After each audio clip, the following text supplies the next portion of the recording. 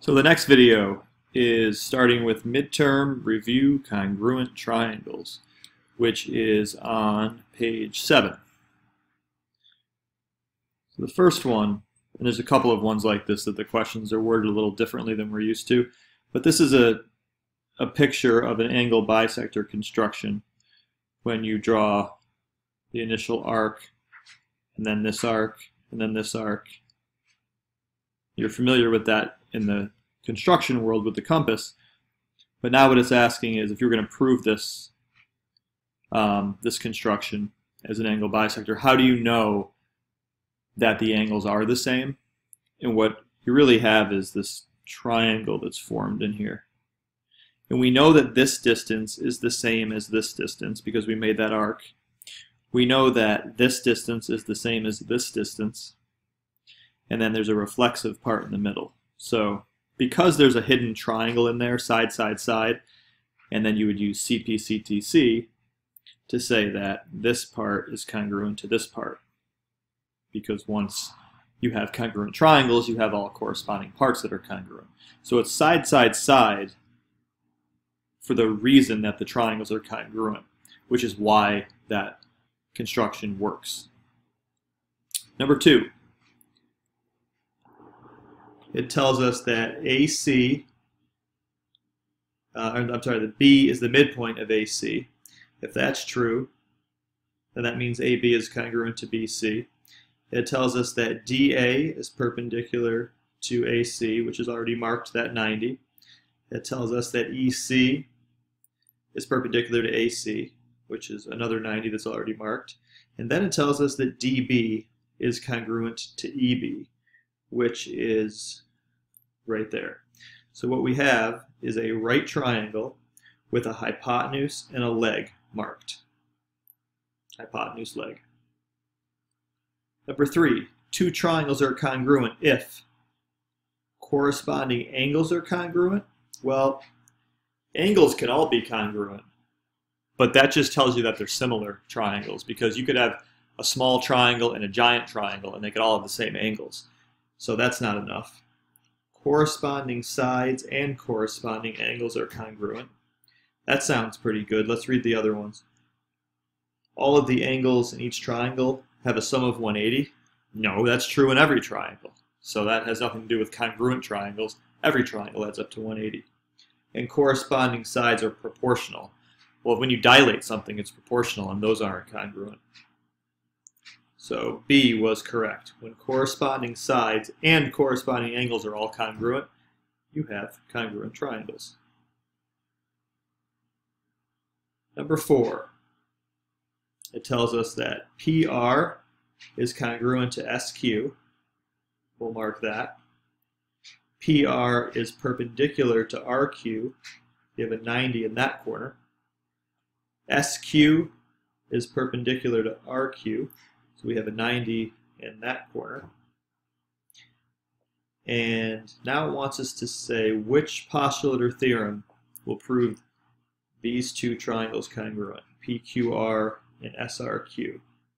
Let's just identify those triangles first. PQR is that triangle in there, and SRQ is that triangle there. Don't forget, they share the bottom part. They're kind of Siamese at the bottom here. They're reflexive at RQ, RQ. So because of that, we have side, angle, side. Same thing the other way, side, angle, side. Number 5. Diagonal AC bisects both BAD and BCD. So you have an angle bisector at that end and at that end. And again, don't forget what doesn't tell us, but we have reflexive in the middle. So we have angle, side, angle. Angle, side, angle.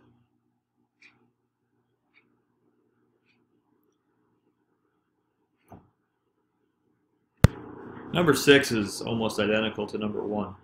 We have an angle bisector. We made an arc.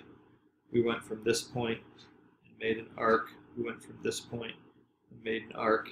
We took our compass and we bisected that angle. Why is that an angle bisector? Why does that work? It works because just like in number 1, we have this triangle that's formed here and this triangle that's formed here, sort of accidentally. We made that arc. That distance has to be the same as that distance because that's what that arc did, the original arc. And the same thing here. Those two have to be the same because of the next two arcs. And then there's reflexive in the middle. So again, because of side, side, side, the two triangles are congruent, which then means CP, CTC for those two angles there. So in proving that angle bisector construction, you use the side, side, side postulate to do that. Next page, number 7. It tells us that we have an isosceles triangle where C is the vertex angle at the top. They're calling it ACB. And then it says CM is perpendicular to AB, so we have 90s there. We have reflexive in the middle. We also have M is the midpoint of AB, so we know that as well. So we actually have too much information.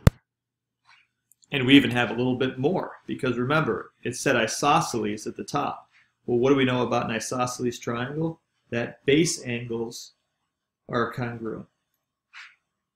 So we have a situation where we have 5 parts of each triangle is congruent to 5 parts in the other. The only thing we don't know is that top angle. So we could use hypotenuse leg because we have 90s, a hypotenuse, and a leg. Whoop, hypotenuse and a leg, sorry. So that one would work. We could use angle, angle, side because we have, if we have angle, angle, side, angle, angle, side, that would work. It's almost harder to see because we have so much marked. We could use side, side, side because we know the 3 sides in each triangle. And really the one that should have jumped out at you at first was angle, angle, angle anyway, because it's not even a congruence postulate. So we don't even have 3 angles marked here, but it wouldn't matter because that's not even a congruence postulate. Number 8. E is the midpoint of AB, so we can mark that. It also tells us that angle A and angle B are congruent, which is already marked. What isn't told to us, but we know, are vertical angles in the middle. So I see angle, side, angle right in a row. Angle, side, angle. Number 9. Just based on that statement, JKL congruent to MNO. Which statement is always true? The best thing to do here is draw those 2 triangles. Doesn't matter how you draw them. They're congruent, so make them look the same. Right? And it doesn't matter where you label JKL, just make sure you follow the same pattern for MNO, because J is first, M is first, K is second, N is second, L is last, O is last. So now that everything corresponds, let's see which one of these is true. Angle KLJ, that's this angle. Is that congruent to NMO? No, that's not it. So A is not the answer. B, KJL is this top angle. MON is that angle. That's not it. C says side JL, which is that, and side MO, which is that. Those correspond. Those are congruent. There's your answer right there. Number 10. Side AC bisects angle BAD. Well, this is angle BAD. And if it's bisected, that means those two are equal.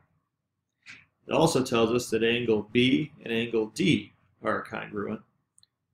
And in addition to that, we have reflexive in the middle that they didn't have to tell us about, but we know. So what I have here is angle, angle, side. Angle, angle, side. Number 11. A little bit of a proof here. So I had all the given information down, and I wrote given for each one. You can do it that way. And it wants us to prove that AB is congruent to DC. So we're proving parts, which makes me think I'm headed towards CP-CTC after I prove this triangle congruent to this triangle. So what do I know so far? AD bisects BC. So if this is the thing that's bisected, then that's true, which means I can go ahead and write BE is congruent to CE. Why? Because a bisector divides a segment into two congruent parts. Then I know that AB is perpendicular to BC, so I have a 90. And I have DC perpendicular to BC, so another 90. So now I can say angle B and angle C equal 90 because of that. Perpendicular lines form 90-degree angles. Then I can go ahead and go one step further and say angle B is congruent to angle C because all 90-degree angles are congruent. I also have angle 1 and angle 2 here hidden in the middle. Didn't have to tell me anything about that because I know that vertical angles are always congruent. So I have 1, 2, 3. I'm ready to go. I have angle, side, angle, angle, side, angle. So I'm going to go ahead and say that triangle ABE is congruent to triangle DCE because angle, side, angle is congruent to angle, side, angle. Now that I know the two triangles are congruent to one another, then AB and DC must be congruent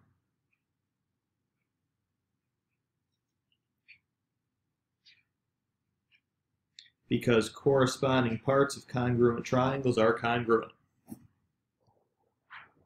Because we just finished with a proof and the next two pages are proofs, I will post that video tonight as well. And then Wednesday night, we will have the mixed review to finish up the packet.